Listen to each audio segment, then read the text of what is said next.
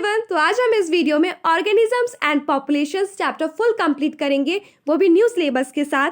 सबसे पहले हम समझेंगे व्हाट इज इकोलॉजी। तो इकोलॉजी बोलते किसको है? जब कोई ऑर्गेनिज्म दूसरे ऑर्गेनिज्म के साथ इंटरेक्ट करता है या फिर कोई ऑर्गेनिज्म नॉन लिविंग फैक्टर्स के साथ इंटरेक्ट करता है, इसी की स्टडी को हम इकोलॉजी बोलते हैं। एक बार फिर से, जब कोई ऑर्गेनिज्म दूसरे ऑर्गेनिज्म के साथ इंटरेक्ट करता है या फिर वो इंटरेक्ट करता है नॉन लिविंग फैक्टर्स के साथ, तो इसी की स्टडी को हम इकोलॉजी कहते हैं। ठीक है।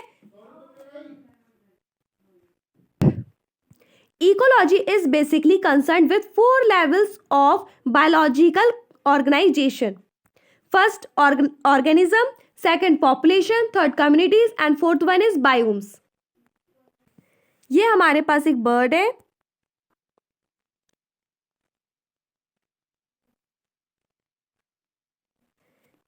ये हमारे पास एक ऑर्गेनिज्म हो गया। ऑर्गेनिज्म, यहाँ पे बहुत सारी बर्ड्स हैं। जब बहुत सारी बर्ड्स मिलेंगी तो ये क्या बना देंगी? पॉपुलेशन बना देंगी। ये क्या है? पॉपुलेशन। ये बर्ड्स की पॉपुलेशन है। पॉपुलेशन में क्या होता है कि सेम स्पीशीज होती हैं, सेम स्पीशीज होंगी और वो सेम रिसोर्स के लिए कंपटीशन करेंगी और वो पोटेंशियली इंटरब्रीड करेंगी। तो ये हमारे पास क्या है? ये हमारे पास है पॉपुलेशन। जब बहुत सारी पॉपुलेशन, ये तो ऑर्गेनिज्म हो गया। ऑर्गेनिज्म में हम सिंगल स्पीशीज की बात करते हैं, सिंगल ऑर्गेनिज्म होता है। पॉपुलेशन में सेम स्पीशीज होती हैं, ये पोटेंशियली इंटरब्रीड करती हैं और सेम रिसोर्स के लिए कंपटीशन करती हैं। जब बहुत सारी पॉपुलेशन हमारे साथ इकट्ठी होती हैं, जैसे कि क्रो की, human, dog and cats and so many population, जब ये आपस में इंटरैक्ट करती हैं तो इसको हम क्या बोलते हैं?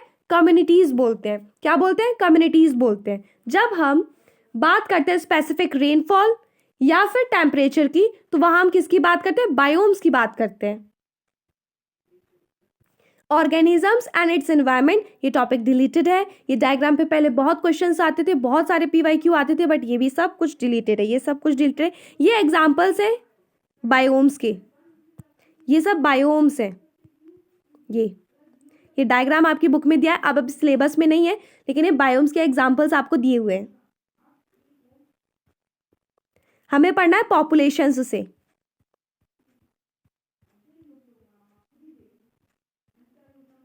Population, population attributes. एट्रीब्यूट्स का मतलब होता है कैरेक्टरिस्टिक्स। तो हमारे पास पॉपुलेशन एट्रीब्यूट्स कितने होते हैं? 5। आपकी जो बुक में गिवन है वो कितने? 5। First is birth rate, second is death rate, third is sex ratio and age pyramid and population density. एक बार फिर से बोलेंगे, कौन कौन से 5 है? First is birth rate, death rate, sex ratio, age pyramid and population density.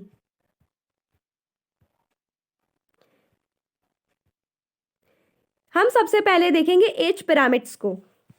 ये हमारे पास ट्रायंगुलर शेप का पिरामिड है। इसमें एक्सपेंडिंग पॉपुलेशन, यानी कि यहाँ पे पॉपुलेशन बहुत बढ़ रही है।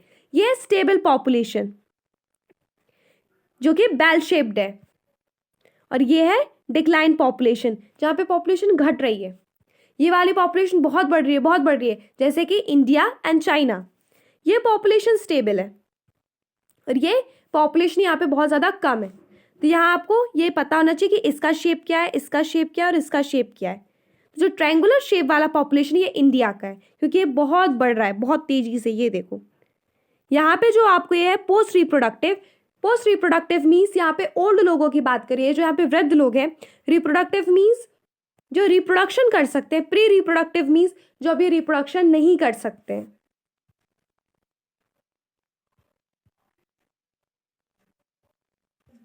अब हमें ये देखना है कि पॉपुलेशन डेंसिटी क्या होता है। तो population size in a given area is technically called population density, यानी कि जो पॉपुलेशन साइज है, इसी पॉपुलेशन साइज को ही हम क्या बोल देते हैं? पॉपुलेशन डेंसिटी बोलते हैं। जैसे हम मेजर कर सकते हैं, कैसे? नंबर से मेजर कर सकते हैं। बायोमास, बायोमास से मेजर कर सकते हैं और परसेंट कवर से मेजर कर सकते हैं। परसेंट कवर, इन सब से हम किसको मेजर कर सकते हैं? पॉपुलेशन डेंसिटी को। पॉपुलेशन डेंसिटी क्या होता है? पॉपुलेशन साइज को ही हम क्या बोल देते हैं? पॉपुलेशन डेंसिटी बोल देते हैं। जो हमारा फ्रॉग होता है, फ्रॉग नहीं बच्चे, हमारी जो फिशेस होती हैं, फिशेस की बात करनी है हमको, ठीक है? तो जो फिश होती हैं वो पॉन्ड में रहती है। ये मान लो ये हमारा जो एरिया, ये पॉन्ड है, ठीक है? ये एरिया हमारा क्या है? पॉन्ड है।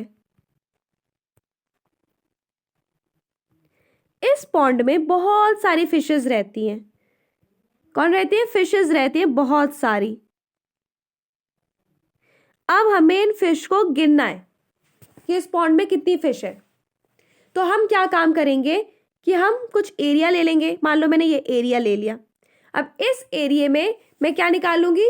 फिशेस को निकाल लूंगी कि यहाँ इस एरिया पे कितनी फिश है।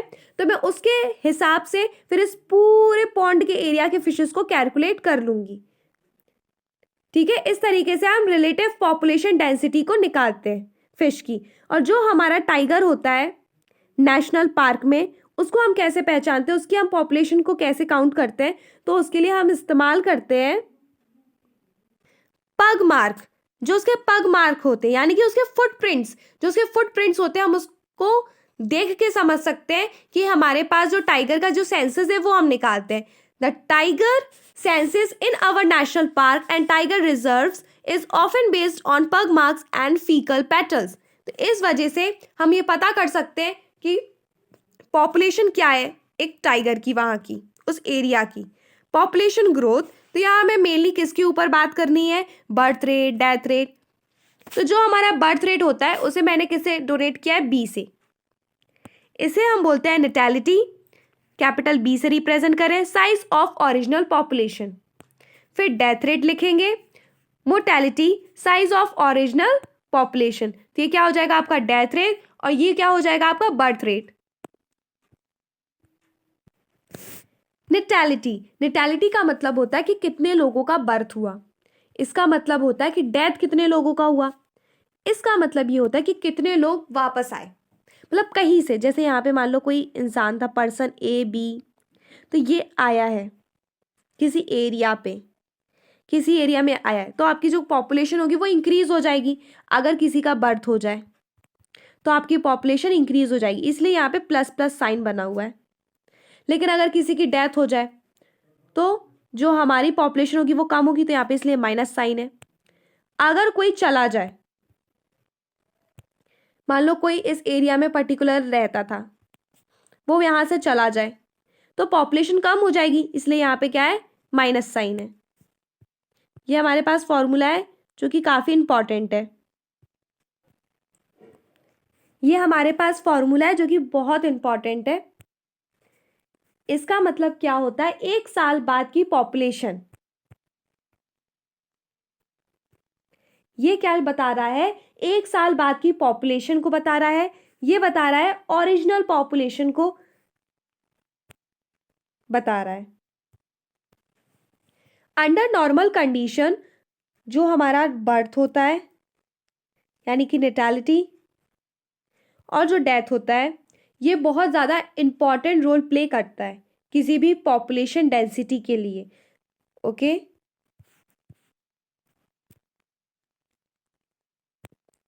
Under the normal condition birth and deaths are the most important factor influencing population density। और अगर कोई न्यू जगह है तो वहां पे सबसे ज़्यादा जो हमारी हेल्प करता है किसी पॉपुलेशन को ग्रो करने में, वो क्या होता है? मान लो कोई एरिया है, मान लो ये हमारा एमपी है, मान लो ये कोई एरिया है, ठीक है? एमपी मैंने कंसीडर कर लिया है।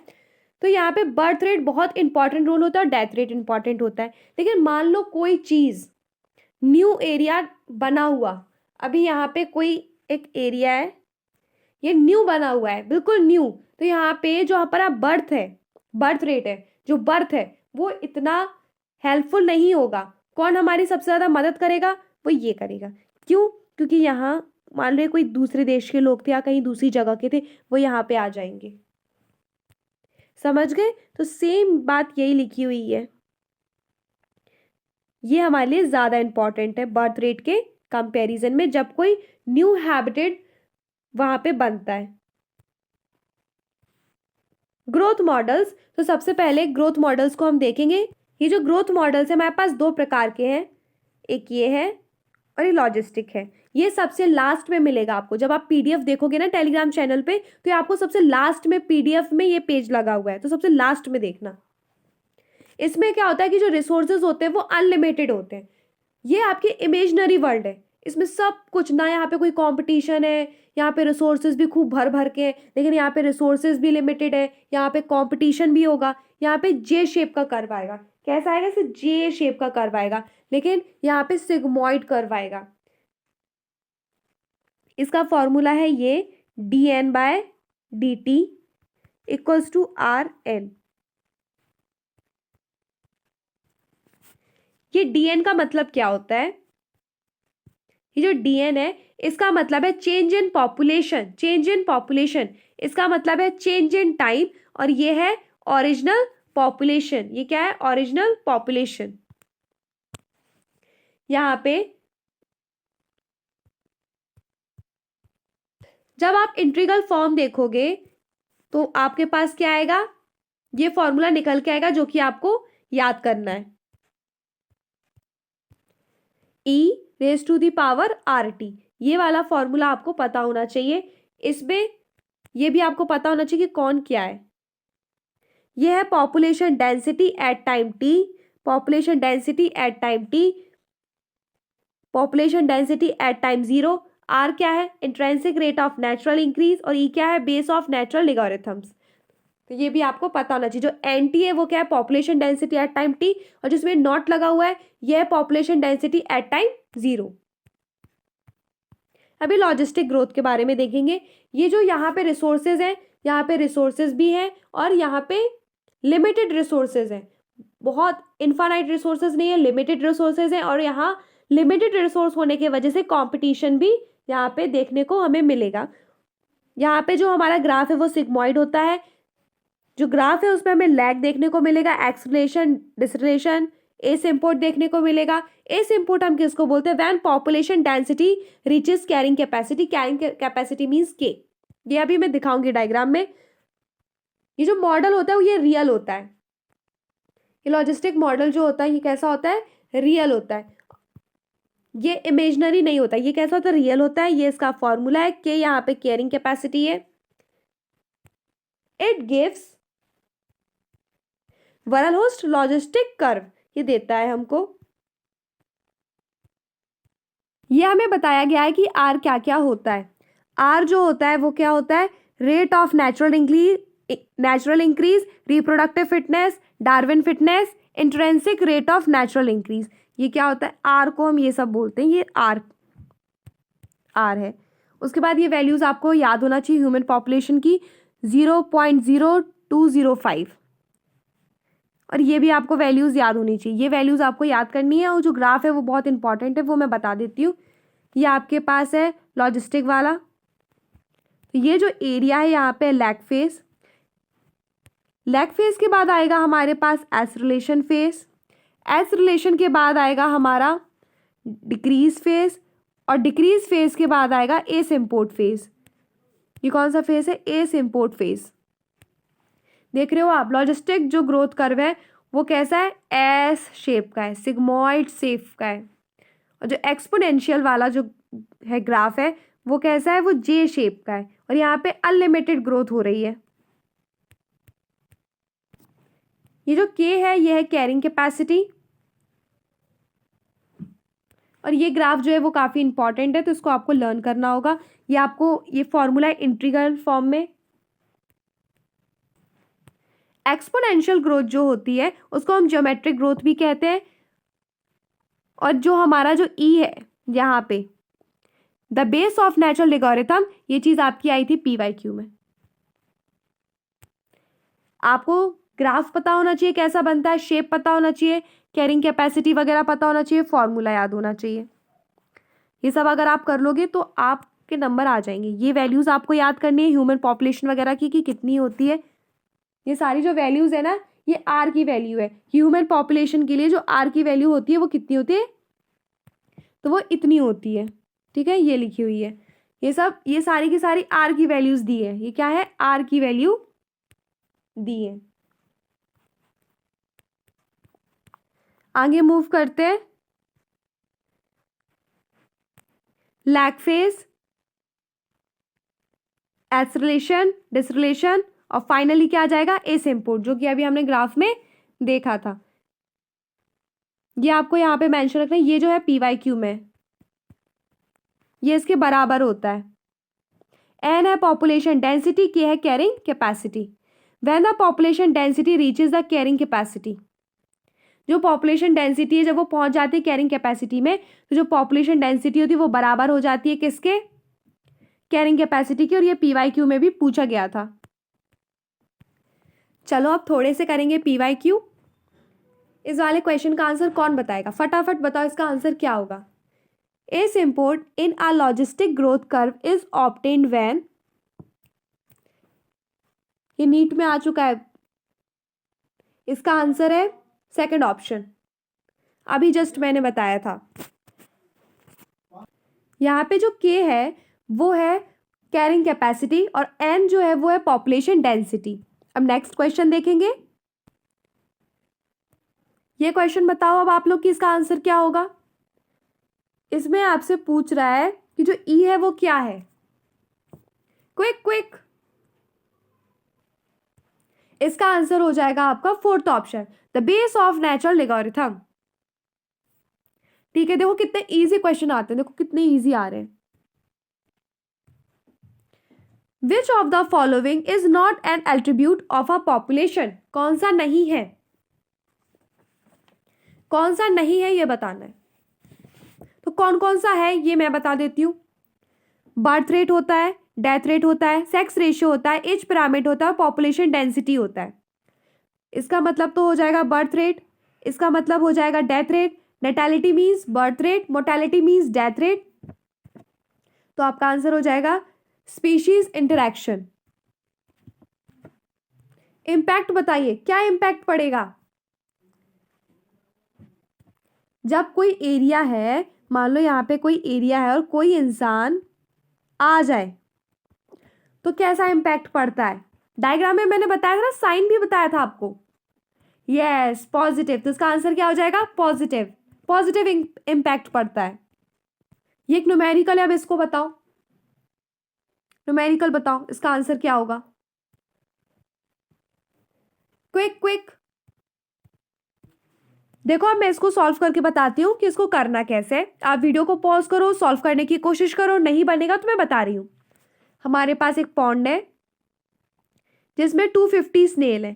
कितनी है, 250 स्नेल है। वो रिप्रोडक्शन करके अपनी जो जनसंख्या है, जो बर्थ रेट है वो कितना कर रही है, 2500, इतना बढ़ गया है। एक साल में उनका क्या बर्थ रेट चल रहा है। ठीक है, पहले देखो 250 थी, अब कितनी हो गई 2500। तो हम क्या करेंगे कि माइनस कर देंगे, ये वाली वैल्यू में से ये वाली वैल्यू माइनस कर देंगे। 2500 250, जब हम माइनस करेंगे तो हमारे पास क्या बचेगा, 0522। तो ये वैल्यू हमारे पास बच गई। ठीक है, अब हमें निकालना क्या है, हमें निकालना है बर्थ रेट पर स्नेल पर ईयर। तो हम क्या करेंगे कि जो वैल्यू हमने माइनस करके निकाली थी, जब हमने इसमें से इसको माइनस किया था, ठीक है, तो हमारे पास कितना आया था, हमारे पास आया था 2250। ये हमारे पास आ गया था 2250 अपॉन 250। जब हम इसको सॉल्व करेंगे, जब हम इसको सॉल्व करेंगे 45 आ जाएगा या 545, 5 1 जा 5, 5 9 जा 45। तो आपका आंसर क्या आ जाएगा, 9 आ जाएगा। समझ में आया क्यों आ जाएगा। आपको देखो सबसे पहले क्या करना था, आपको इसमें से इसको माइनस करना था। जो इन दोनों को माइनस करने के बाद आया उसे ऊपर लिखना था। तो क्या आया था 25 ये आया था, और उसके नीचे 250 लेके जब आप सॉल्व करोगे तो 9 आ जाएगा। फिर से सुनो, फिर से सुनो। Step 1, 2500 minus 250 equals to 2250। ये स्टेप 1 में किया। स्टेप 2 में 2250 अपॉन 250 किया और हमारे पास 9 आ गया। तो ये हमारा पूरा सॉल्यूशन है कि हमने इसको कैसे किया। तो हमारा आंसर क्या हो जाएगा? 9। फोर्थ ऑप्शन हो जाएगा हमारा करेक्ट। ओके, इसमें आपको ये दिमाग लगाना था कि कितनी बढ़ गई। तो जब आप इसमें से इसको माइनस कर दोगे तो आपको ये पता चल जाएगा कि कितनी बढ़ गई। उसके बाद आप फिर जैसे सॉल्व करते वैसे कर दोगे। नेक्स्ट क्वेश्चन करेंगे। नीट 2013 में आया था। इस क्वेश्चन में हमें बोल रहा है कि हमें नेटैलिटी दी है, ये दिया हुआ है और ये सब दिया हुआ है। ठीक है, तो हम क्या करेंगे, 250 को और 20 को ऐड कर देंगे। ठीक है, इन दोनों को ऐड करेंगे और इसको क्या करेंगे, इसको ऐड करेंगे और फिर लास्ट में सबको सब्सट्रैक्ट कर देंगे। अब देखो करना कैसे है। 250 और 20 को ऐड करेंगे, 270 आ गया। देन 240 और 30 को ऐड करेंगे, यहाँ पे भी 270 आ गया। ठीक है, दोनों साइड 270 आ गया। अब 270 में से 270 को माइनस करोगे तो क्या आएगा? यस, 0 आ जाएगा। तो हमारा आंसर क्या हो जाएगा? हमारा आंसर हो जाएगा थर्ड। अभी मैंने आपको एक डायग्राम बताया था, इस तरीके का वो डायग्राम बना हुआ था, याद आया? यहाँ पे नेटैलिटी लिखा हुआ था। हाँ, इस तरीके से था। नेटैलिटी मतलब बर्थ रेट और मोर्टेलिटी मतलब डेथ रेट, और ऐसे सिंबल बने हुए थे। ये तो यहाँ पे प्लस था, यहाँ पे प्लस था, यहाँ पे माइनस था और यहाँ पे माइनस था। तो जहां पे माइनस माइनस है उन दोनों वैल्यूज को ये देखो और ये देखो। अभी मैं दोबारा से दिखा दूंगी, टेंशन मत लो। ठीक है, दिखा दूंगी मैं। तो ये 250 और 20 को ऐड किया था हमने, और फिर हमने किसको ऐड किया था? 30 को ऐड किया था और 240 को ऐड किया था, और फिर दोनों को जब हमने माइनस कर दिया तो हमारे पास आंसर कितना आ गया? 0 आ गया। अब नेक्स्ट क्वेश्चन है बच्चों हमारे पास में, ये बताओ इसका आंसर क्या होगा? The logistic population growth is expressed by the equation. Fourth option हो जाएगा इसका, हमने यही पढ़ा था, dN/dt इक्वल्स टू RN। ये तो आपका कौन सा ऑप्शन हो जाएगा? फोर्थ ऑप्शन हो जाएगा। लॉजिस्टिक पॉपुलेशन जिसमें लिमिटेड रहता है क्या? रिसोर्सेज, और कंपटीशन यहाँ पे होता है, और इसका सिग्मॉइड कर्व बनता है।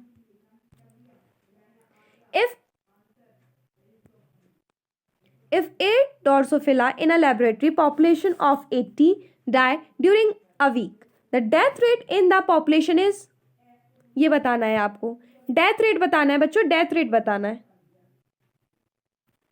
कैसे बताओगे? देखो, जो हमारी पॉपुलेशन होती है ना, जो हमारे डेथ, यहाँ पे हमें डेथ रेट बताना है बेसिकली। ठीक है, तो ये ध्यान रखो कि देखो यहाँ पे भी वीक पे है और यहाँ पे भी वीक में ही हमसे पूछ रहा है। अगर वो हमें वीक में देता, ईयर में पूछा तो हमें कन्वर्ट करना पड़ता, लेकिन सेम सेम पूछा तो कोई बात ही नहीं है। जो हमारा प्लेस है वो भी सेम है, और जो हमारा टाइम दे रहा है वो भी यहाँ पे सेम ही दे रहा है, ऑलमोस्ट का सेम ही है।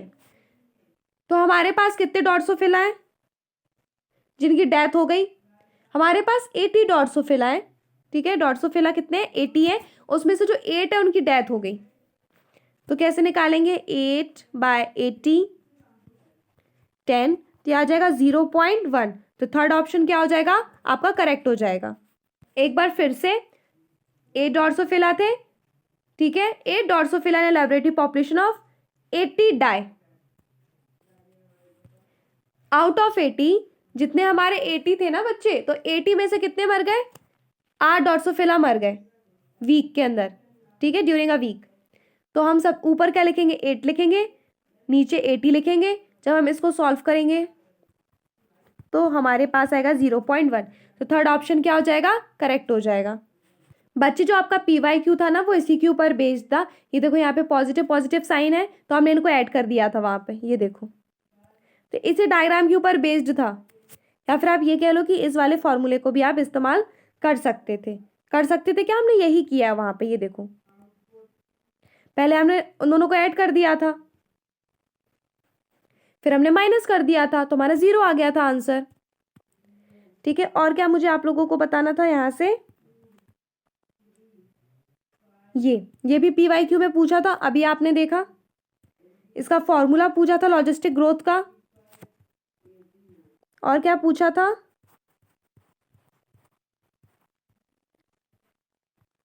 और ये पूछा था कि जो n इक्वल्स टू k होता है, ये देखो, ये पूछा था PYQ में, इसी की बात कर रही थी मैं। तो n यहाँ पे क्या है, पॉपुलेशन डेंसिटी, k है कैरिंग कैपेसिटी।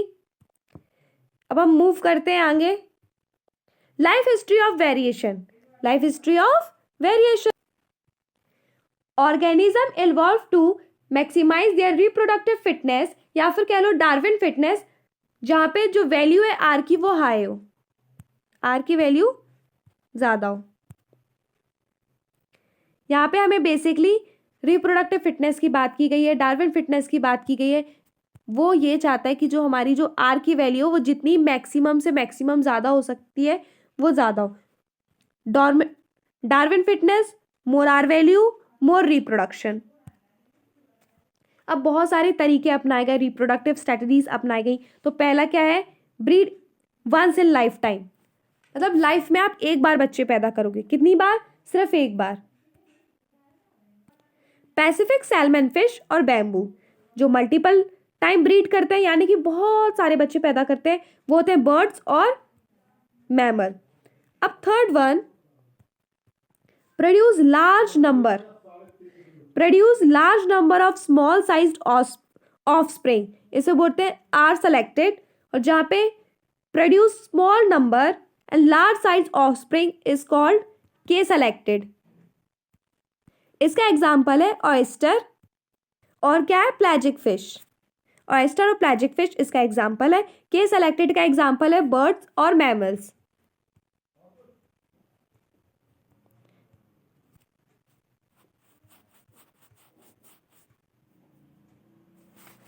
जो मैंने अभी अभी आपको बताया वो सब यहाँ पे लिखा हुआ है, सेम चीज। ब्रीड ओनली वंस, जो ब्रीड मैनी टाइम, के सिलेक्शन और आर सिलेक्शन। ये के सिलेक्शन है और ये आर सिलेक्शन। के सिलेक्शन आप ऐसे याद रखिए, ह्यूमंस से याद रखिए कि जो ह्यूमंस होते हैं वो produce small number of and large size offspring. जो ऑफस्प्रिंग होता है, चाइल्ड होता है, उसकी साइज बहुत बड़ी होती है लेकिन स्मॉल नंबर्स में वो प्रोड्यूस करते हैं, जैसे कि बर्ड्स और मैमल्स। तब वो क्या हो गया, के सेलेक्टेड, यानी हम किस में आ गए, के सेलेक्टेड में आ गए। ये चीज आपको ऐसे याद रखनी है। मोस्ट इंपॉर्टेंट, यानी कि आप कह सकते हो इस चैप्टर की जान है, पॉपुलेशन इंटरेक्शन।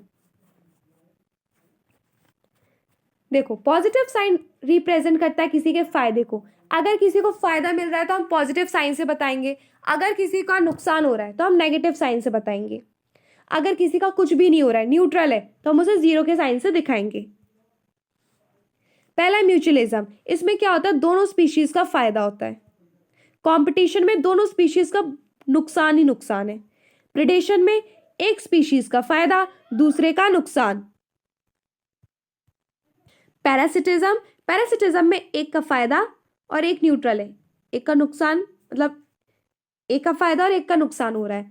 देखो, जो PP वाले हैं उन दोनों में पॉजिटिव पॉजिटिव और नेगेटिव नेगेटिव होगा। जो म्यूचुअलिज्म है उसमें दोनों पॉजिटिव, कंपटीशन में दोनों नेगेटिव, और जो PP वाले हैं उसमें दोनों में एक पॉजिटिव और एक नेगेटिव। ठीक है,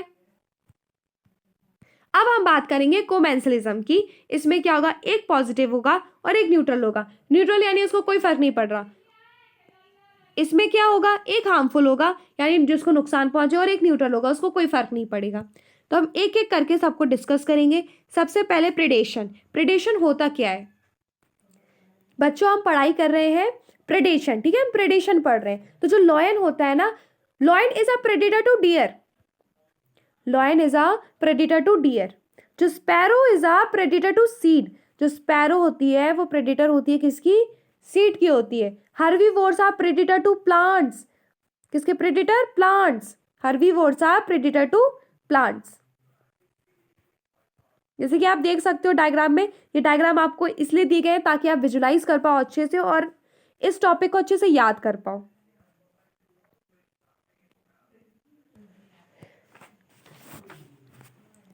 प्रेडेशन, जो बच्चों प्रेडेशन होता है वो एनर्जी ट्रांसफर करने में हेल्प करता है। एक ट्रॉफिक लेवल से दूसरे ट्रॉफिक लेवल पे ये क्या करता है? एनर्जी का ट्रांसफर करता है। Transferring to energy, transferring to higher trophic level of, जो हमारा हायर ट्रॉफिक लेवल होता है वहां पे energy fixed by is transfer to next trophic level by predation. जो एनर्जी फिक्स्ड की होती है ना प्लांट ने, जो हमारा प्लांट होता है वो फोटोसिंथेसिस करके कुछ एनर्जी को अपने अंदर फिक्स कर लेता है, तो उसके दूसरे ट्रॉपिक लेवल में ट्रांसफर करने में कौन हेल्प करता है? प्रेडेशन हेल्प करता है। तो ये क्या करता है? एनर्जी को ट्रांसफर करता है। ठीक है,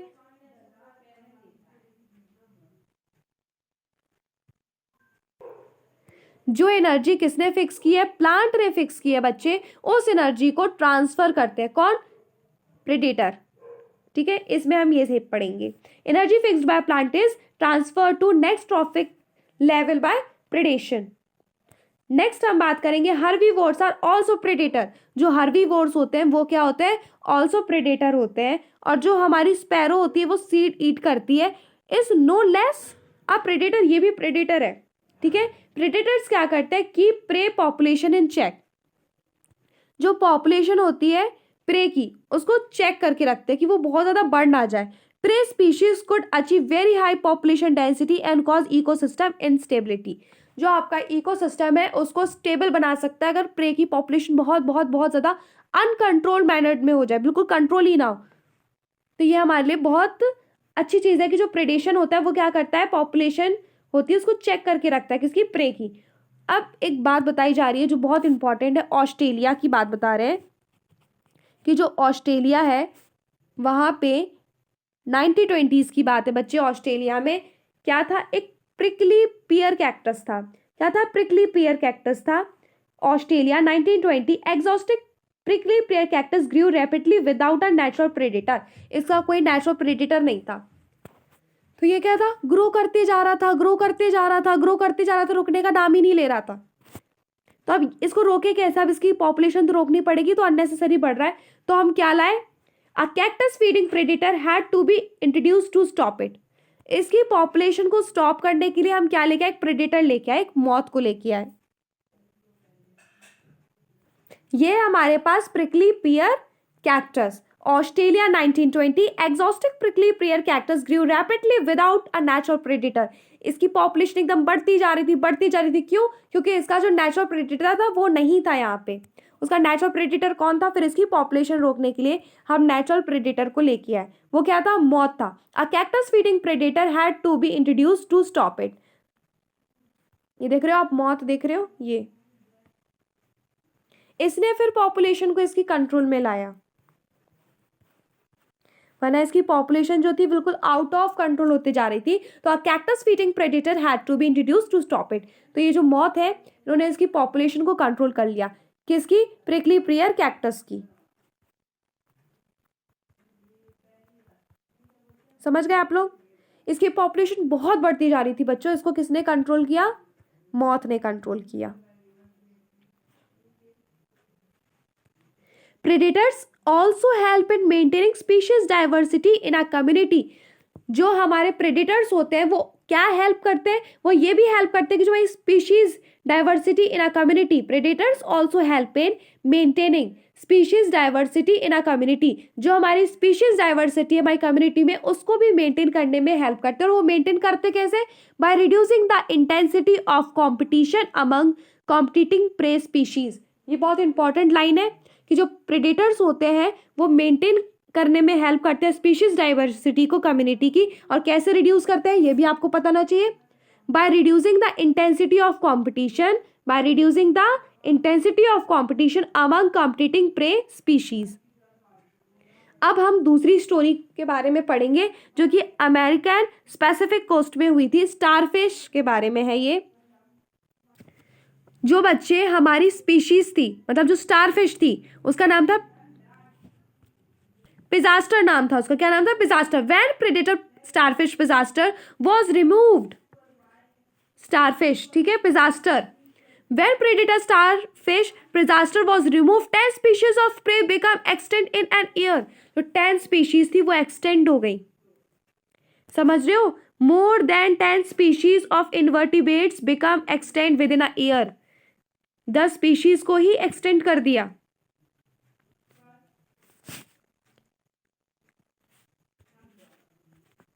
जो बच्चों हमारे प्रेडिटर्स होते हैं वो रिड्यूस करते हैं inter specific competition among prey. जो हमारे प्रेडेटर होते हैं should not be too efficient or prey will become extinct. Predator should not be too efficient or prey will become extinct. ये हमारी स्टारफिश है बच्चे, क्या है? पिजास्टर। ये पिजास्टर स्टारफिश है। ये देखो इनका ग्रुप फोटो देखो। जब जो हमारी जो ये when predator starfish Pisaster was removed, जब हमने रिमूव कर दिया पिजास्टर स्टारफिश को तो क्या हुआ कि जो हमारी 10 स्पीशीज थी, 10 species of prey become extinct in a year, ठीक है। जो हमारी more than 10 species of invertebrates थी become extinct within a year. इनके फोटो से क्या रहेगा ना कि बच्चे आपको याद हो जाएगा, थोड़ा सा आप विजुलाइज कर पाओगे कि चल क्या रहा है, ठीक है। अब हम पढ़ेंगे कि डिफेंस करना कैसे। देखो अब शिकारी तो आपके पास शिकार करने आएगा, ठीक है, तो आप अपने आप को डिफेंस कैसे करोगे? तो हमारी बुक बोल रही है कि सबसे ज्यादा मुश्किल तो भाई प्लांट्स को है डिफेंस करना। क्यों? क्योंकि वो भाग ही नहीं सकते। जो प्लांट्स होते हैं वो रन नहीं कर सकते, कैन नॉट रन, इसलिए उनके लिए बहुत बड़ी प्रॉब्लम है कि वो अपने आप को डिफेंस करेंगे कैसे। तो वो कैसे करते हैं? वो मॉर्फोलॉजिकल तरीका अपनाते हैं और केमिकल डिफेंस अपनाते हैं, जिसमें मॉर्फोलॉजिकल में वो क्या करते हैं कि वो कांटे लगा लेते हैं इस टाइप के। जैसे मान लो ये कोई प्लांट है तो इसमें से कांटे आ जाएंगे, ठीक है। तो इस तरीके का इस्तेमाल करते हैं, बहुत सारे केमिकल सिक्रीट करते हैं जो कि बहुत हार्मफुल होते हैं, इतने हार्मफुल होते हैं कि कई बार क्या हो जाती है, डेथ भी हो जाती है, ठीक है।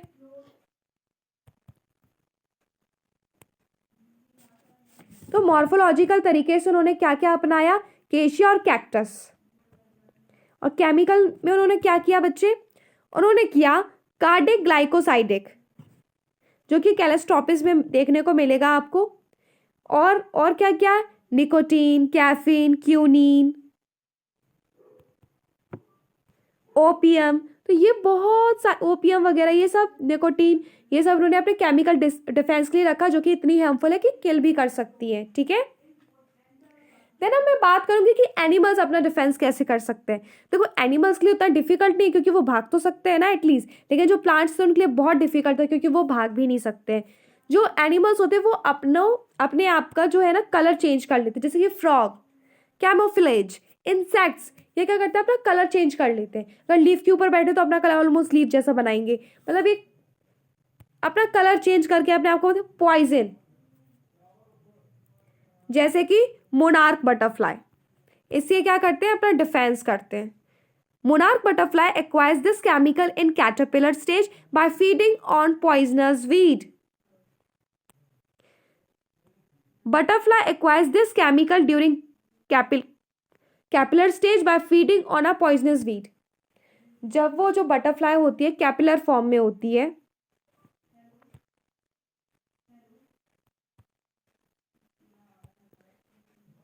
जब वो बटरफ्लाई कैसे फॉर्म में होती है? कैपिलर फॉर्म में होती है,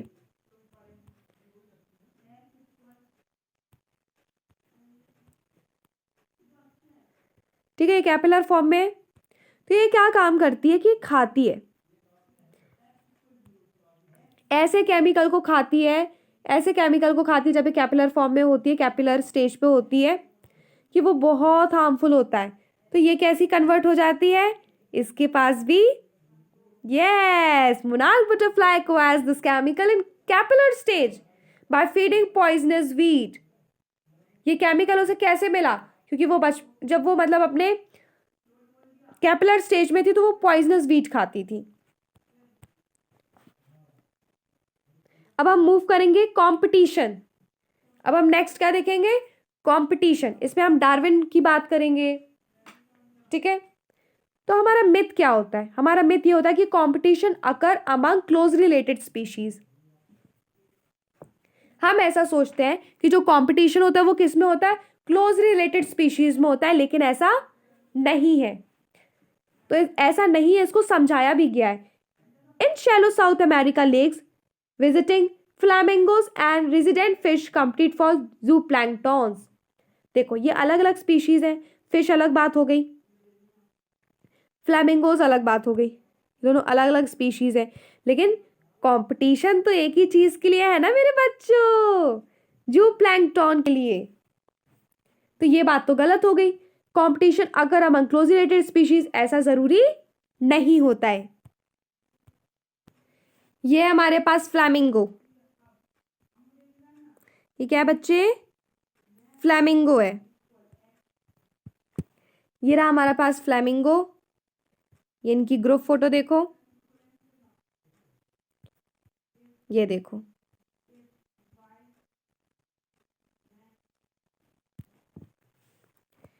ये देखो।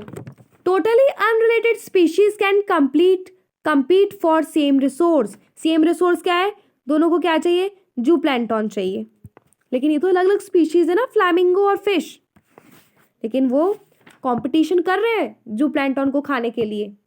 तो ये हमारा जो मिथ था वो गलत साबित हो गया। कैसा साबित हो गया? गलत साबित हो गया। कंपटीशन अकर अमंग क्लोज रिलेटेड स्पीशीज, ये ऐसा जरूरी नहीं है। जो कंपटीशन है वो क्लोजली रिलेटेड स्पीशीज में भी हो सकता है, और जो क्लोजली रिलेटेड स्पीशीज नहीं है उसमें भी हो सकता है। अब हमारा दूसरा मिथ क्या है? हमारा दूसरा मिथ ये है कि हमको लगता है कि competition occur only when resources are limited. जब रिसोर्सेज सीमित है, बहुत कम है या बहुत लिमिटेड है, तभी कंपटीशन होता है, लेकिन ऐसा नहीं है। In interference competition, the feeding efficiency of one species is reduced due to the presence of another species, even when resources are not limited. यानी कि जब रिसोर्सेज अनलिमिटेड होते हैं तो भी क्या होता है? कंपटीशन हो जाता है। यानी कंपटीशन होने के लिए चाहे स्पीशीज क्लोज रिलेटिव हो चाहे ना हो, चाहे वो कैसी हो, रिसोर्स लिमिटेड हो चाहे ना हो, कंपटीशन तो होगा ही होगा। यानी कंपटीशन किसी भी कंडीशन में हो सकता है। तो जो हमारी अमेरिकन लेक्स में हमने जो फ्लैमिंगो और फिशेस का एग्जांपल देखा वो ये शो कर रहे हैं कि जो कंपटीशन जो होता है वो क्लोज रिलेटिव स्पीशीज में, जरूरी नहीं कि सिर्फ क्लोज रिलेटिव स्पीशीज में ही हो। सेकंड थिंग कि लिमिटेड रिसोर्स, अनलिमिटेड रिसोर्स होने के बाद भी कंपटीशन होता है, मतलब बहुत बहुत बहुत सारे रिसोर्सेज है, उसके बाद भी हमारा जो कंपटीशन है वो फिर भी होता है। कंपटीशन होने के लिए देखो कुछ भी हो सकता है, क्लोज रिलेटिव के बीच में भी हो सकता है, और जो क्लोज रिलेटिव नहीं उनके बीच में भी हो सकता है। जो एक्सक्लूसिव है और को एग्जिस्टेंस है, इनके बीच में भी कंपटीशन हो सकता है। जब रिसोर्स लिमिटेड हो और अनलिमिटेड हो तब भी क्या हो सकता है? कंपटीशन हो सकता है। नेक्स्ट हम बात करेंगे गैलापागोस आइलैंड पे टर्टवाइज की और गोट्स की।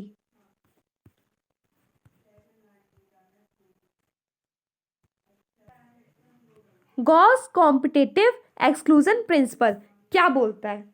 ये बोलता है a competitively superior species will eventually इमिलेटेड द इंफीरियर स्पीशीज। इंफीरियर जो स्पीशीज होगी उसको जो सुपीरियर स्पीशीज है वो खत्म कर देगी।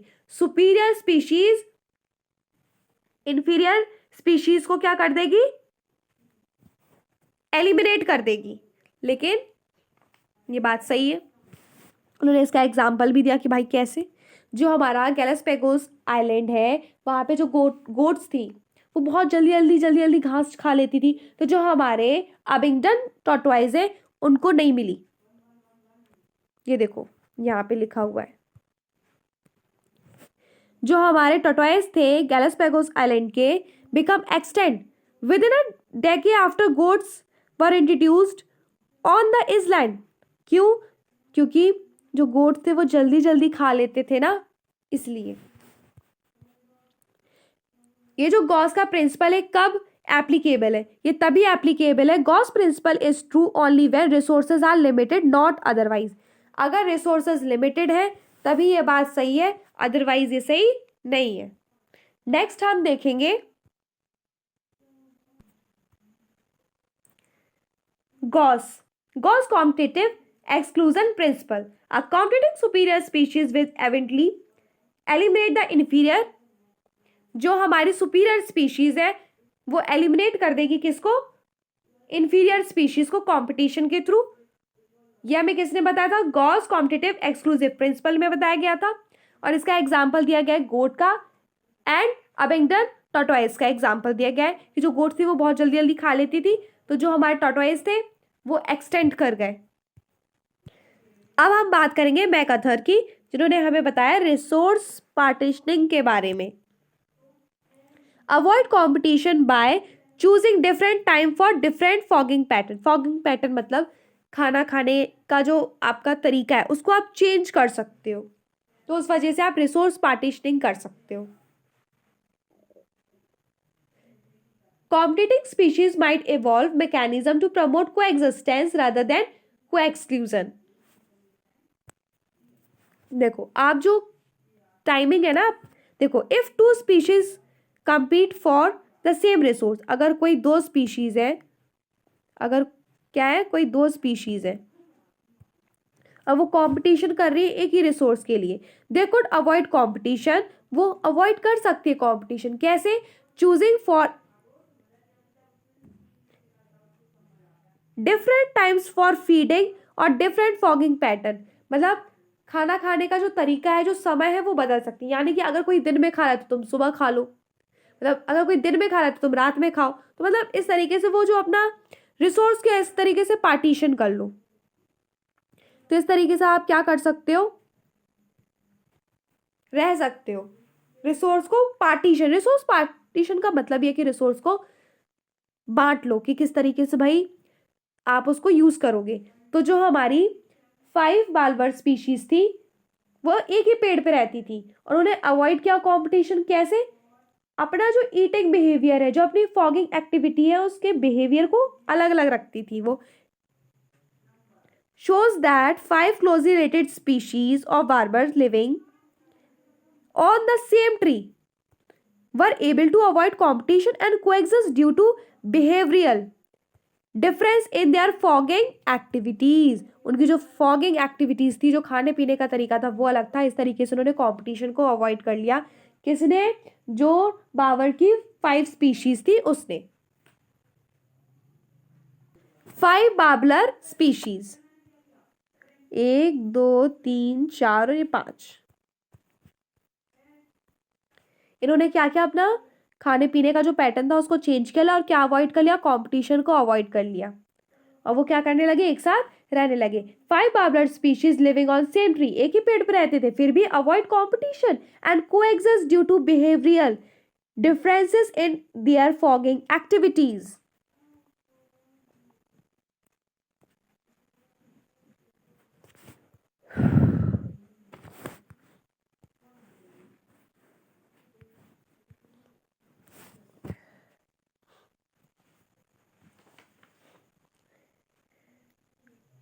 कोनेल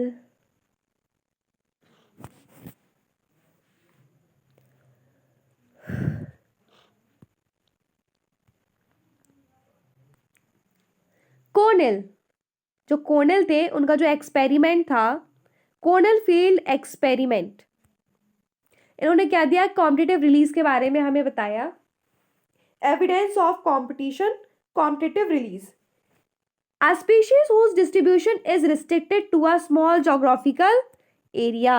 A species whose distribution is restricted to a small geographical area because of the presence of a competitively superior species is found to expand its distributional range dramatically when the competing species is experimentally removed। इसका क्या मतलब है कि आपके पास एक area है, ये आपके पास एरिया है, तो इसमें कौन रह रही है? सुपीरियर स्पीशीज रह रही है, इसमें सॉरी इन्फीरियर स्पीशीज रह रही है। ये एक एरिया और एक ये एरिया है, तो इसमें सुपीरियर स्पीशीज रह रही है इस वाले में, और इसमें इन्फीरियर स्पीशीज रह रही है। जब आप ये वाला एरिया हटा दोगे, ये वाला, तो ये जो इंफीरियर वाली थी वो रहने लगेगी। यानी कि a species whose distribution is restricted in a small geographical area because of a superior, जो सुपीरियर स्पीशीज के वजह से वो छोटे से रिस्ट्रिक्टेड एरिया में रह रही है, तो अगर तुम इस सुपीरियर स्पीशीज को हटा दो तो वो जो इंफीरियर स्पीशीज है will expand is distributional range, वो एक्सपैंड कर जाएगी उस एरिया में when superior species is removed. इसी को बोलते हैं कॉम्पिटिटिव रिलीज, और इसका एग्जाम्पल दिया है कैथामेलस। कैथामेलस क्या है? एक इंफीरियर स्पीशीज है। और जो बार्निकल्स है वो क्या है? वो एक डोमिनेंट स्पीशीज है, सुपीरियर स्पीशीज है।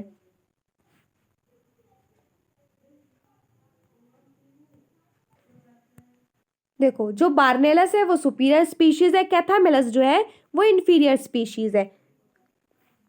कॉम्पिटिटिव रिलीज किसने दिया? कोर्नेल एक्सपेरिमेंट ने।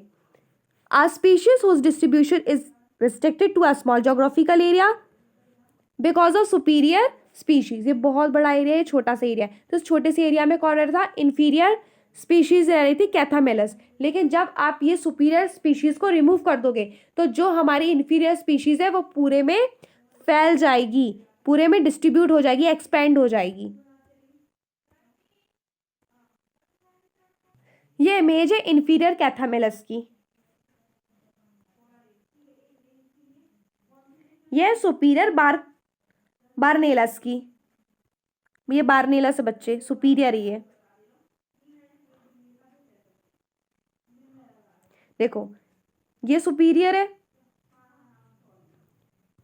ये देखो ये इंफीरियर स्पीशीज थी कैथामेलस। तो यार रिस्ट्रिक्टेड छोटे से ज्योग्राफिकल एरिया में रहती थी, लेकिन जैसे ही तुम ये हटा दोगे, कौन सी? सुपीरियर वाली, तो ये जो स्पीशीज है कैथामेलस ये पूरे में फैल जाएगी।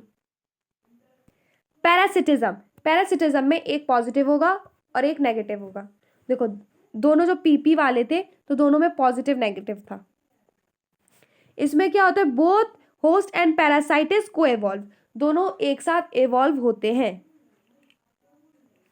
देखो, अगर कोई इंसान है उसके सर पे जुए हैं, तो जो जुए हैं वो अपने आप को इवॉल्व करेंगे ताकि वो उसके सर पे रह पाए, और जो आपकी बॉडी है, ह्यूमन बॉडी है, होस्ट है, वो अपने आप को इवॉल्व करेगी ताकि वो उससे छुटकारा पा पाए। ठीक है, तो ये दोनों एक साथ क्या करते हैं? इवॉल्व करते हैं।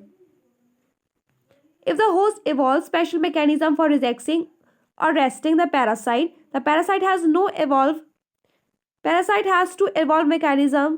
ठीक है, तो वो मैकेनिज्म यूज करते हैं और अपने आप को क्या करते हैं? को इवॉल्व करते हैं। आपको मेनली ये समझना है कि वो दोनों क्या करते हैं? को इवॉल्व करते हैं। ये क्या क्या करते हैं? जो पैरासिटिज्म है, इसमें क्या होता है कि जो पैरासाइट्स होते हैं वो क्या क्या अपने अंदर एडाप्टेशंस ला लेते हैं जिससे कि वो और अच्छे से रह पाए। Loss of unnecessary sense organ, अब उन्हें सेंस ऑर्गन की क्या ज़रूरत है? आँख की, मुंह की, नोज की क्या ज़रूरत है? तो वो क्या कर लेते हैं? एडेसिव ऑर्गन और सकर प्रेजेंट कर लेते हैं। सकर हुक्स टाइप के स्ट्रक्चर बना लेते हैं। एडेसिव ऑर्गन जो उनको अटैच होने में, जो बॉडी सरफेस है उसमें स्टिक रहने में हेल्प करे, वहाँ पे रहने में। लॉस ऑफ डाइजेस्टिव सिस्टम, आज जब वो किसी होस्ट के ऊपर रह रहे हैं, उसका न्यूट्रिशन ले रहे हैं, तो उन्हें डाइजेस्टिव सिस्टम की क्या ज़रूरत? हाई रिप्रोडक्शन कैपेसिटी, उनकी जो कैपेसिटी होती है रिप्रोडक्शन करने की वो बहुत हाई होती है। जैसे कि आपने देखा होगा कि जो आपके बालों में जुए होते हैं वो कितने सारे होते हैं, और धीरे धीरे वो ना इतना सारा रिप्रोडक्शन कर लेते हैं तो वो बहुत सारे हो जाते हैं। अब एंडोपैरासाइट और एक्टोपैरासाइट। जो एक्टोपैरासाइट होते हैं वो ऊपर रहते हैं, वो बॉडी सरफेस के ऊपर रहते हैं। होते तो वो भी पैरासाइट है लेकिन ये बॉडी सरफेस के ऊपर होते हैं। एंडोपैरासाइट बॉडी सरफेस के अंदर रहते हैं, जैसे कि लाइस ऑन ह्यूमन्स में, यानी कि जो जुए होते हैं। Ticks on dog, copepods on marine fish, Cuscuta on hedge plant and endoparasite. अब हम एंडोपैरासाइट की बात करेंगे। इनकी जो लाइफ साइकिल होती है ना वो काफ़ी डिफिकल्ट होती है। लाइफ साइकिल काफ़ी कॉम्प्लेक्स होती है। Morphological and anatomical features are simplified. इसके एग्जांपल है स्कैरस, लिवरफुट, टेपवर्म, जितने भी हुकवर्म, प्लाज्मोडियम, जो भी बच्चे आपने उसमें पढ़े हैं, प्लेटी हेलमिंथिस, एसके हेलमिंथिस वाले, वो सारे एग्जाम्पल यहाँ पे आ जाएंगे। जो मेजॉरिटी ऑफ पैरासाइट होते हैं वो कैसे, survival, growth, reproduction of the host, reduce the population density. ये क्या करते हैं, कैसे नुकसान पहुंचाते हैं, मेन बात है कि नुकसान कैसे पहुंचाते हैं। ये क्या क्या करते हैं, ये पॉपुलेशन डेंसिटी को कम कर देते हैं। ठीक है, अब हमसे एक बात पूछी गई है कि जो the female mosquito is not consider a parasite, क्यों, बताओ क्यों ऐसा, क्यों? जो बच्चे फीमेल मॉस्किटो होती है needs our blood for blood protein, जो प्रोटीन वगैरह मिल जाता है उसको, ब्लड को, उसको ब्लड चाहिए होता है, उससे वो क्या करती है, reproduction, for reproduction. It is not considered as a parasite because, इसको हम पैरासाइट कंसिडर नहीं करते हैं फीमेल मॉस्किटो को, क्यों? Because it never spends even a short duration as a parasite, वो हमारे बॉडी के ऊपर इतना पैरासाइट की तरह नहीं रहती है। ठीक है, इसका मेन रीजन यही है कि because it never spend even a short duration as a other parasites do. ये इसका आंसर हो गया। देन अब हम आगे मूव करेंगे, क्रो वाला देखते हैं अब हम कि ये क्या होता है। ब्रूड पैरासिटिज्म, इसमें क्या होगा कि पैरासाइटिक बर्ड ले it's egg in the nest of the host, जैसे कुकू, कोयल, ये पैरासाइट है। क्रो, जो नेस्ट होता है ना, क्रो का नेस्ट होता है, लेकिन जो कोयल होती है छुपके से अपने अंडे रख देती है, और जो क्रो होता है वो बहुत अच्छे से देखभाल करता है। वो क्या समझता है कि वो कोयल के नहीं, वो सोचता है मेरे बच्चे हैं, वो मेरे बच्चे हैं। जब तक उसे पता चलता है वो बच्चे बड़े हो जाते हैं, फिर वो उड़ जाते हैं, उसको पता ही नहीं चल पाता बेचारे को, वो उनकी सेवा करते रहता है, वो सोचता है ये मेरे बच्चे हैं। ठीक है, अब हम आगे मूव करते हैं बच्चे, कोमेंसलिज्म पे हम जाएंगे। इसमें क्या होगा, एक का फायदा और एक न्यूट्रल। न्यूट्रल मतलब उसको कोई फर्क नहीं पड़ रहा। पहला एग्जाम्पल है हमारे पास ऑर्चिड का, जो कि एक एपीफाइड है ऑन मैंगो ट्री। ठीक है, तो इसका क्या हो रहा है, फायदा हो रहा है ऑर्चिड का, और जो हमारा मैंगो ट्री है उसको कोई फर्क नहीं पड़ रहा। ये जो मैंगो है ये न्यूट्रल है, यहां से ये न्यूट्रल, यहां पे नहीं होगा न्यूट्रल, ये मैंगो न्यूट्रल है यहाँ पे। ठीक है, अब जो एपीफाइट्स बच्चे, एपीफाइट्स, एपीफाइट्स जो है वो कौन है, ऑर्चिड्स है, growing on other plants like mango. जो अदर प्लांट्स होते हैं जैसे कि मैंगो, मैंगो यहाँ पे कैसे काम वर्क कर रहा है, होस्ट की तरह वर्क कर रहा है। कैसे वर्क कर रहा है, होस्ट की तरह वर्क है। Get benefited in the form of shelter, जो मैंगो होता है वो क्या करता है, वो शेल्टर प्रोवाइड करता है। किसको प्रोवाइड करता है, ऑर्चिड को। But host, host neither drives any, कोई बेनिफिट नहीं मिलता और ना ही कोई नुकसान होता है। किसका, मैंगो का। सिर्फ ऑर्चिड फायदा उठाता है, मैंगो का कोई नुकसान, कोई फायदा नहीं। और वो कैसे फायदा उठाता है, शेल्टर वगैरह उसका लेता है। अब है बार्नेकल्स एंड वेल। बार्नेकल, जो बार्नेकल होती है वो क्या करती है, ग्रो कर जाती है। Barnacle growing on the back of well, benefits in the form of shelter, shelter में वेल रिमेन्स अनअफेक्टेड। देखो वेल को तो कोई फर्क नहीं पड़ता, वेल को तो कोई नहीं फर्क पड़ता, वो न्यूट्रल है। लेकिन जो हमारे बार्नेकल्स है उनको बेनिफिट मिलता है किस चीज का, शेल्टर का। अब थर्ड इज क्लोन फिश, नहीं थर्ड क्या है, कैटल ग्रेजिंग वाला है। ठीक है, तो इसमें क्या होता है कि जो हमारी काऊ वगैरह है, ये कैटल, ये जो है ना यहाँ पे, ये बर्ड को शो कर रहा है। एटल, cattle egret means bird, bird, okay, bird होता है। जैसे हमारी कोई काऊ वगैरह है, ये हमारी काऊ है। ठीक है, ये घास लगी हुई है,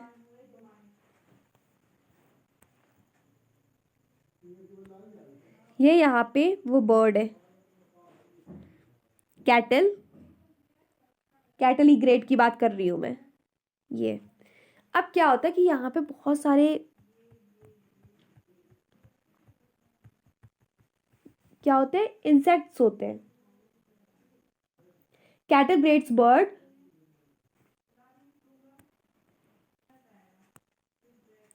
ठीक है, तो यहाँ पे बहुत सारे इंसेक्ट्स होते हैं।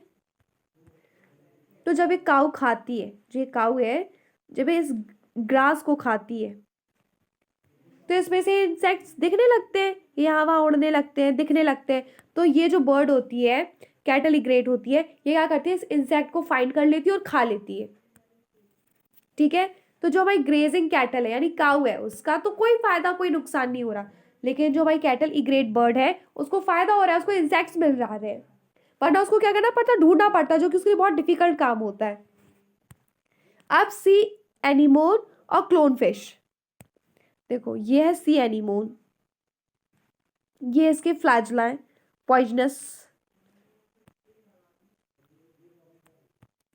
इसमें सी क्लोन फिश ऐसे छुप जाता है, छोटू सी होती है, इसमें छुप जाती है, तो ये क्या देता है, इसको प्रोटेक्शन दे देता है। Clown fish that lives among sea anemone gets protection from predators which stay away from the stinging tentacles of sea anemone. तो इसको क्या करता है, प्रोटेक्शन करने में हेल्प करता है, तो ये उसके साथ में रहती है।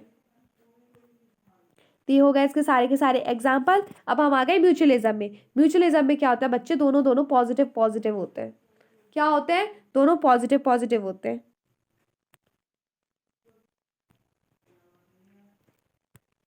ये ऑर्चिड और मैंगो प्लांट। ऑर्चिड का एक एपीफाइट है जिसको फायदा हो रहा है शेल्टर का, और मैंगो को कोई फर्क नहीं पड़ रहा, ये न्यूट्रल है। ये देखो ऑर्चिड और मैंगो ट्री।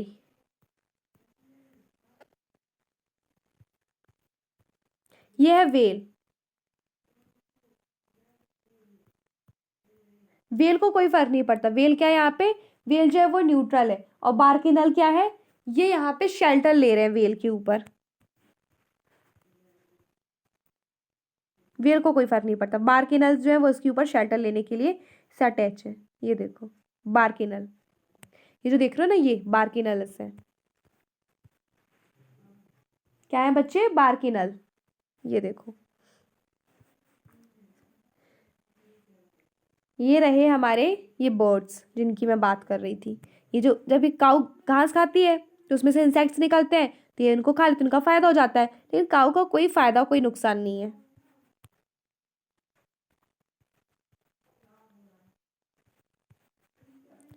देख रहे हो, यही है केटल इग्रेट, इन्हीं को बोलते हैं कैटल इग्रेट। इन्हीं बर्ड्स को यही इंसेक्ट खाएंगे, इन्हीं का फायदा हो रहा है, काऊ का कोई फायदा नुकसान नहीं है। सी एनीमोन, ये सी एनीमोन के ऐसे ऐसे टेंटिकल्स हैं जो, और क्लोन फिश, ये क्लोन फिश, इसका फायदा हो रहा है क्या, ये प्रोटेक्शन मिल रहा है इसको।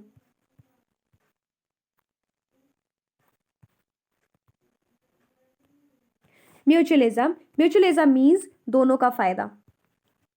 लाइकेंस, इसमें एल्गा होता है और फंजाई होता है, जिसमें एल्गा जो होता है फाइकोबाइंट होता है, ये माइकोबाइंट होता है। ये क्या करता है, ये फोटोसिंथेसिस करके फूड प्रोड्यूस करता है, ये न्यूट्रिशन देता है सॉइल को। माइकोराइजा, ये एसोसिएशन करता है फंजाई के साथ, और जो रूट्स ऑफ हायर प्लांट्स के साथ ये एसोसिएशन शो करता है। यहाँ पे हम प्लांट पॉलिनेशन रिलेशनशिप देखने को हमें मिलती है, किसके किसके बीच में, yucca and moth, fig and wasp, ostrich and बीज। और यहाँ पे जो मोस्ट इंपॉर्टेंट चीज हमें देखने को मिलती है, वो क्या देखने को मिलती है, सेक्सुअल डिसीड। यहाँ पे सूडो कॉपुलेशन होता है। यहाँ पे क्या होता है, जो हमारा मेडेरियन होता है ऑर्चिड, मेडेरियन ऑर्चिड जो होता है, ये एकदम फीमेल बी जैसा दिखता है।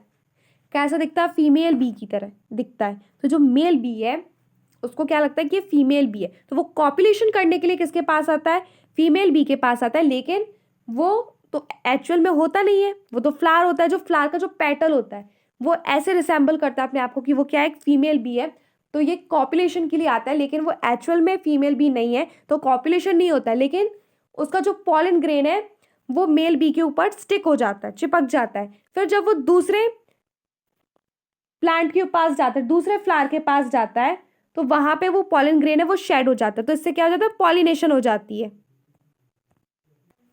जो हमारा फीमेल वैस्प है और फिग है, इनमें प्लांट पॉलिनेशन रिलेशनशिप है। जो फीमेल वैस्प है ये इस फिग में क्या करता है, पॉलिनेशन कराता है, तो इसके बदले में फिग क्या देता है, इसको एग जो है रखने की जगह देता है, और use developing seed for nourishing its larvae. देखो अब ये फिग है, ठीक है, अब फिग के अंदर फीमेल वैस्प में अपने अंडे रख दिए, तो अब उसके जो अंडे में से जो लार्वा निकलेगा उसको नरिशमेंट के लिए कुछ चाहिए ना, तो उसके जो सीड होंगे फिग के वो खाएगा। सेम ऑर्चिड, ऑर्चिड में क्या होगा कि जो बीज है यहाँ पे ये पॉलिनेशन करेंगे। मैं डायग्राम से समझाती हूँ। ये डायग्राम देखो, ये फिग वाला है, फिग और वैस्प। देखो ये हमारे पास फ्लावर था, ये देखो यहाँ पे उसने एग दे दिए अपने, किसने, वैस्प ने, तो उसके जो लार्वा है वो उसको खाएंगे और अपने आप को न्यूरिशमेंट देंगे। मतलब उनको जो न्यूट्रिशन है वो कहाँ से मिलेगा, वो उसकी जो सीड्स है उसी को खा के उन्हें न्यूट्रिशन भी मिलेगा।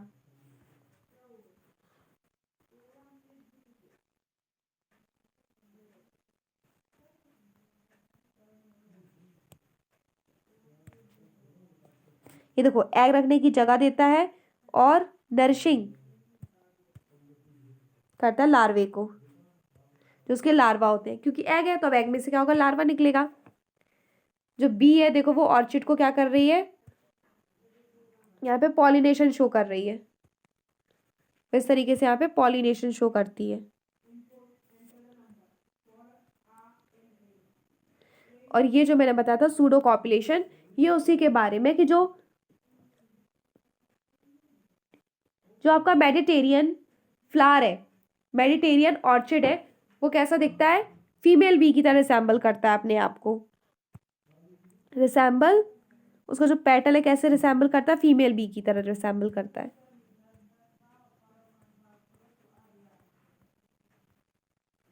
ये जो पेज है ना ये सबसे लास्ट में लगा हुआ है, ये वाला, तो जब आप पीडीएफ टेलीग्राम से डाउनलोड करोगे तो आपको ये लास्ट पेज में मिलेगा, ये याद रखना, ये लास्ट पेज में मिलेगा ये वाला पेज, ठीक है। ये लाइकेंस है, माइकोराइजा, देखो माइकोराइजा एसोसिएशन दिखा रहे हैं ना रूट्स के साथ, roots of higher plants, mycorrhiza. ये yucca and moth, yucca and moth के बारे में आपने सेक्सुअल रिप्रोडक्शन फ्लावरिंग प्लांट में पढ़ा होगा। ये फिग एंड वैस्प, देखो उसने यहाँ पे एग दे दिए। ये ऑर्चिड और बी, कैसे बी देखो उसको पॉलिनेशन कर रही है, ये है मेडिटेरियन ऑर्चिड। ये देखो ये फ्लावर है, ये फ्लावर देखो, ये लग रहा है ना फीमेल बी जैसा, ये एक्चुअल में ये बच्चा पूरा फ्लावर ही है, लेकिन ये फीमेल बी की तरह दिखता है। इस वजह से मेल बी इसमें अट्रैक्ट होके आता है इसके पास ताकि कॉपुलेशन करेगा, लेकिन वो कॉपुलेशन कर ही नहीं सकता। क्यों, क्योंकि वो तो फ्लावर है ना, उसको वो दिख रहा है फीमेल बी की तरह, उसका जो पेटल है वो होता नहीं है। ये जो फ्लावर होता है रिसेंबल करता है फीमेल बी की तरह, पर ये फीमेल बी नहीं होता है, तो यहाँ पे सूडो कॉपुलेशन होता है। जो मेल बी होता है वो अट्रैक्ट होके कॉपुलेशन की इच्छा से वो आता है, लेकिन ऐसा कुछ होता नहीं है। वो उसके साथ उसका जो पॉलन ग्रेन है वो स्टिक हो जाता है, फिर जब वो दूसरे फ्लावर के पास जाता है तो वहां पे वो पॉलन शेड हो जाता है और पॉलिनेशन हो जाती है।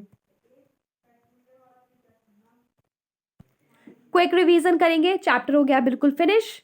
अब हम सिर्फ रिवीजन करें, क्विक रिवीजन करें। Predation, lion is a predator to deer, sparrow is a predator to seed.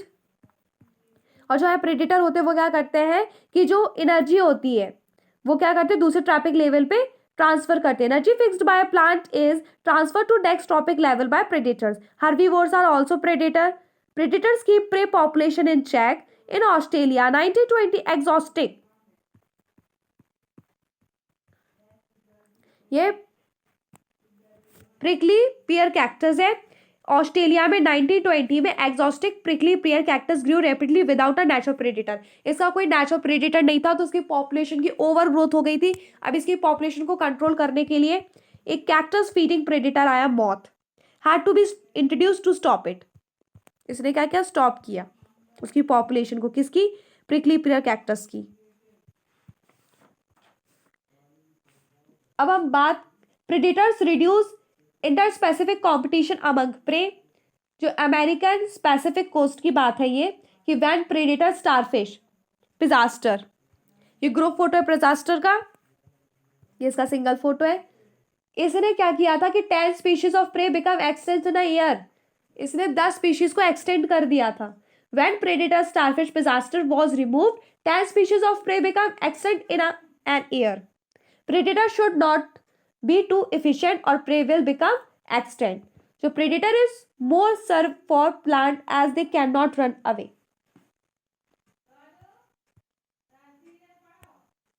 बाकी आपको इसमें सेल्फ डिफेंस देखना है। सेल्फ डिफेंस बहुत मुश्किल होता है किसको, प्लांट को करने के लिए, क्योंकि वो रन नहीं कर सकते हैं।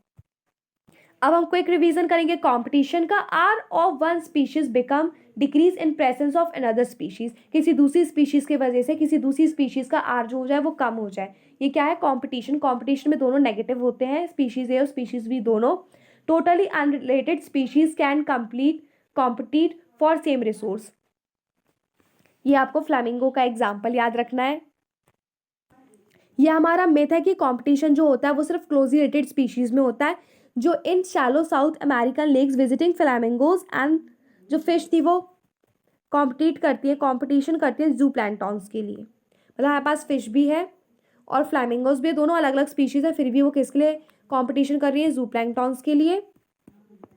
उसके बाद ये इतनी जल्दी जल्दी इसकी खाने की एफिशिएंसी है कि जो हमारे टॉर्टोइज हैं वो क्या हो गए, एक्सटेंड कर गए। ये ऐसा किसने बताया था हमें, गॉस कॉम्पिटिटिव एक्सक्लूसिव प्रिंसिपल। अ कॉम्पिटिटिंग स्पीशीज, जो सुपीरियर स्पीशीज होती है वो जो इन्फीरियर स्पीशीज है उसको एक्सटेंड कर देती है। इन गैलापागोस आइलैंड की बात है, जो गोट्स है एलिमिनेट अबिंगडोन टॉर्टोइज को उन्होंने एक्सटेंड कर दिया था क्योंकि वो बहुत जल्दी जल्दी खा लेती थी। Gause principle is truly only when resources are limited, otherwise नहीं।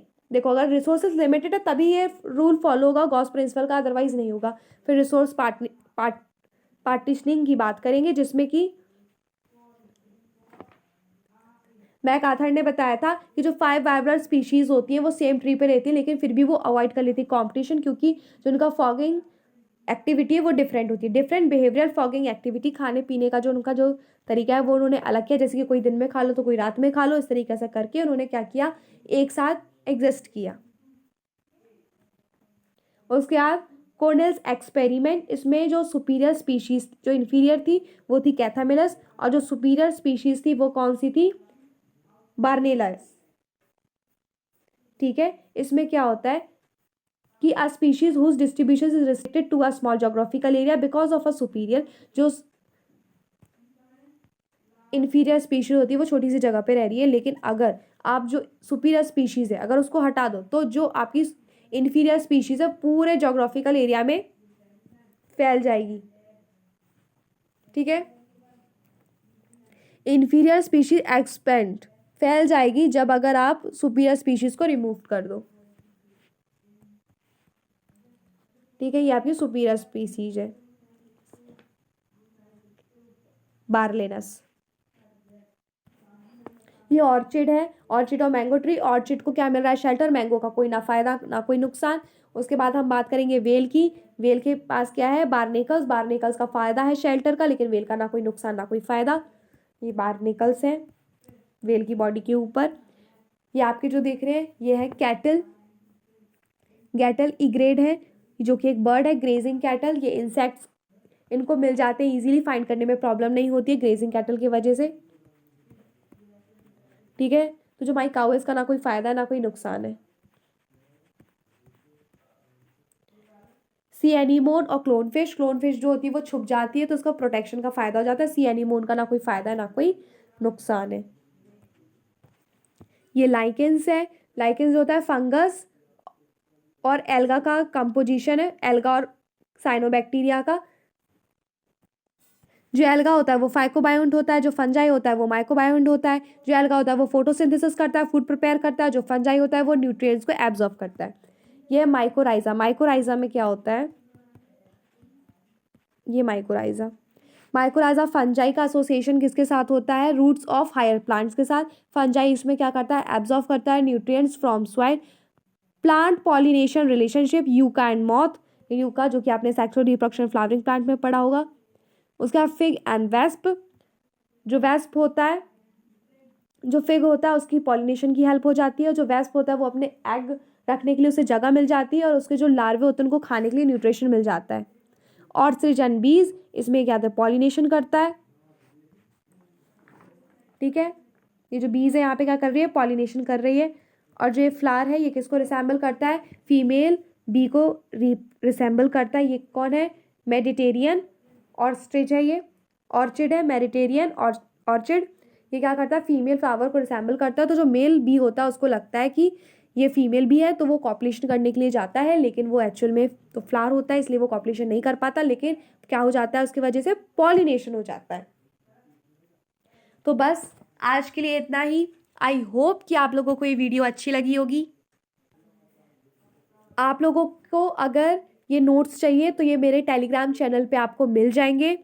और आप लोगों को अच्छे से समझ में आ जाए इसके लिए मैंने इसमें फ़ोटोज़ लगाई थी विजुलाइज करने के लिए। आई होप कि आपको समझ में आया होगा और आप थोड़ा सा विजुलाइज कर पाए होंगे उन सारे एग्जाम्पल्स को जो म्यूचुअलिज्म के थे और कंपटीशन वगैरह के थे। तो I hope you like this video.